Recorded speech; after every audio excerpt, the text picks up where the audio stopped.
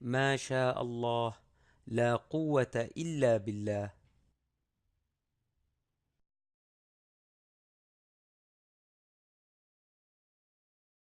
في الكون الذي حارى ونرسل اور العطر یہ بات ذہن میں رہے، دنیا میں ہمارا دماغ 4-5% کام کرتا ہے، باقی سوتا رہتا ہے۔ جنت میں اللہ سارا دماغ کھول دے گا۔ ایک آدمی کا دماغ کتنا بڑا ہے، اگر ایک آدمی کے دماغ کا تار بنایا جائے اور جناح کالونی کے ممبر سے، مسجد کے ممبر سے اس کو یوں نکال کے یوں کھینچا جائے تو چاند ہم سے 2,40,000 کلومیٹر کے فاصلے پر ہے،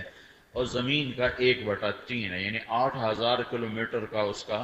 اپنی جسامت ہے، اور پھر 2,40,000 کلومیٹر وہ ہم سے دور ہے، تو کوئی 2.5 لاکھ کلومیٹر اس کا اوپر والا سرا بن جائے گا۔ تو اس کو یہاں سے نکالا جائے ایک آدمی کا دماغ، اور وہ تار بنا کے آپ اوپر لے جائیں، چاند کے اوپر سے گزار کر آپ اسے واپس لا کر یہیں گانٹھ لگا سکتے ہیں۔ ایک آدمی کے دماغ کے اندر کوئی 5 لاکھ کلومیٹر لمبا ریشہ ہے، ایک آدمی کے دماغ کے اندر۔ اور یہ جو 5 لاکھ کلومیٹر کا ریشہ ہے، اس کے ہر پن پوائنٹ، جہاں تم ایسے پن رکھو، پن کی نوک کتنی باریک ہوتی ہے، اس کے اندر پورا ایک کمپیوٹر چھپا ہوا ہے جو کام کرنے کے لیے تیار ہے۔ لیکن دنیا کا ظرف بہت چھوٹا ہے، یہاں وہ کام اپنی طاقت دکھا نہیں سکتا، تو اللہ تعالیٰ نے اسے سلا دیا ہے۔ اس میں سے صرف 4-5% کام کرتا ہے، باقی سویا رہتا ہے۔ آئنسٹائن نے بڑا دماغی کام کیا، اس کے دماغ کو کھول کے دیکھا تھا تو وہ 11.2% استعمال ہوا تھا، باقی اس کا بھی سویا ہوا تھا۔ تو یہ سارا دماغ کھل جائے گا، سارا کھل جائے گا۔ اس پوری دماغ کی طاقت اور جنت کے علم اور صحت اور نعمتوں کے ساتھ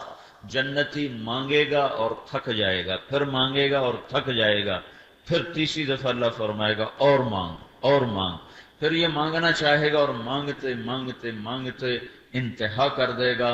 پھر کہے گا یا اللہ میری بس ہو گئی، میں اس سے زیادہ کچھ نہیں مانگ سکتا۔ ان میں سب سے چھوٹا سوال کرنے والا اللہ کے نبی نے بتایا،